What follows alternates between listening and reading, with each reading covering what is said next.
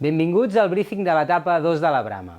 Podríem dir que aquesta és l'etapa reina de la cursa. És segurament l'etapa més tècnica, però segurament també és de les més maques i espectaculars de tota la cursa. Discorre pel parc natural de les capçaleres del Ter i Freser i gairebé el 50% del recorregut l'estareu corrent per sobre dels 2.000 metres d'altitud, amb una primera part que potser podríem considerar més alpina. Es tracta d'una etapa de 25 quilòmetres, 1.100 metres de desnivell positiu i, atenció, 2.100 metres de desnivell negatiu.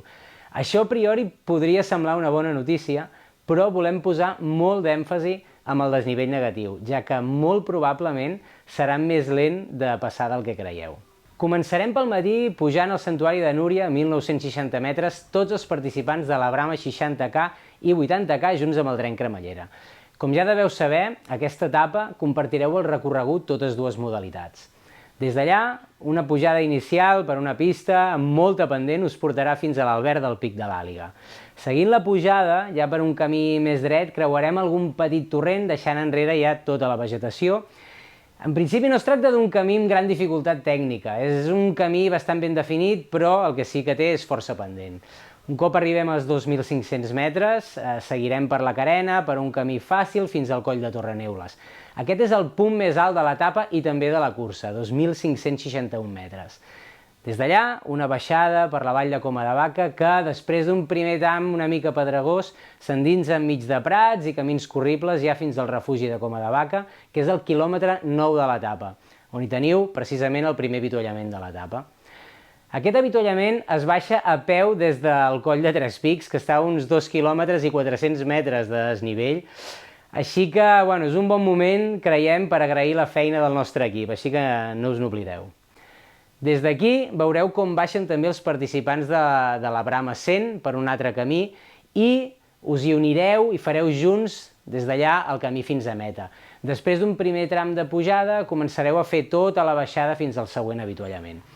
L'hem marcat amb color negre, ja no és tant perquè sigui molt tècnica, sinó per la lentitud amb la que avançareu. És un camí amb molta pendent que va fent zigzags, estones amb les cames cansades es poden segurament fer entrebancar en algun moment. Un cop creuem el riu Freser per un pont metàl·lic, farem la segona part de la baixada, ara ja per un camí més estret i pedregós que, en cas de que hagi plogut i de que estigui moll, pot resultar bastant relliscós, així que val la pena per atenció.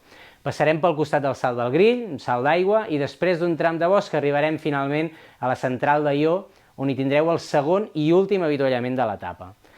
Des d'aquí, ja menys de 10 quilòmetres per arribar a meta, no presenten cap dificultat tècnica, només l'única dificultat és que és el final d'etapa, arribareu amb les cames cansades de tota la baixada, així que res més. Sortireu de l'avituallament per una pista, aviat la deixareu per fer un tram d'enllaç per un corriol molt curt, però amb molta pendent, per anar a trobar una altra pista, i aquesta sí que ja serà molt corrible, la seguireu de baixada, passareu pel poble de Fustanyà, i els últims 4 quilòmetres combinareu camins i pistes també sense cap dificultat, fins a arribar al pavelló de nou de Ribes de Freser, on us estarem esperant amb els braços ben oberts.